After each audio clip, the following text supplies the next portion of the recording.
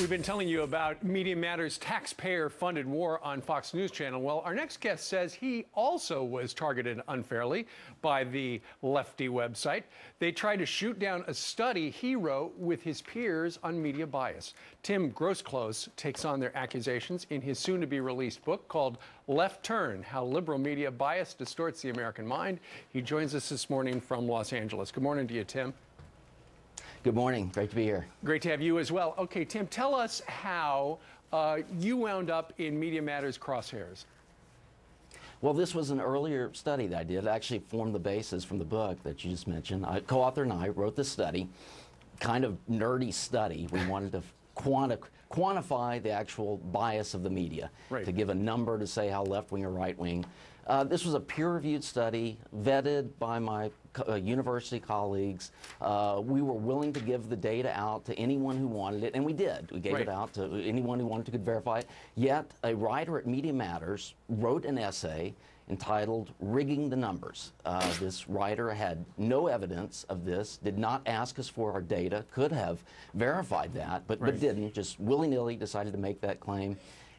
It was outrageous, and I think demonstrates what goes on at Media Matters. And in fact, since they said you rigged the numbers, they didn't ask for any of the data. You said you would provide it, no. But I understand a number of your very progressive, very liberal colleagues were outraged that Media Matters would treat you like that.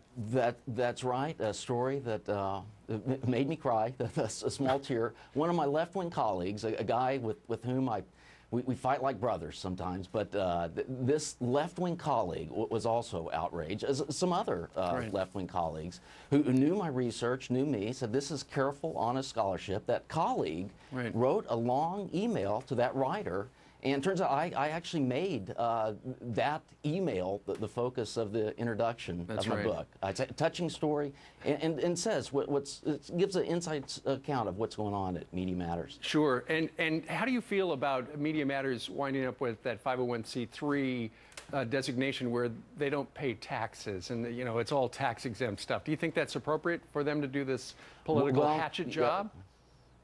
No. I'm not a lawyer. I say so. It's not clear they're violating the letter of the law. I think they're violating the spirit of the law. Those charities, those 501c3s, were not designed for that purpose. I think a thought experiment that has convinced me. What if, say, Pepsi wanted to attack Coca-Cola, and instead of doing it through Pepsi, what they did is they formed a 501c3. Said, hey, friends, all of you give your tax-exempt donations, and then we can attack Coca-Cola through that 501c3. It'd be outrageous. It would be outrageous, and hence the outrage on our part.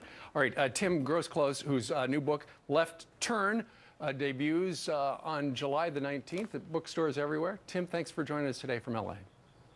Thank you. Great to be here. What a story.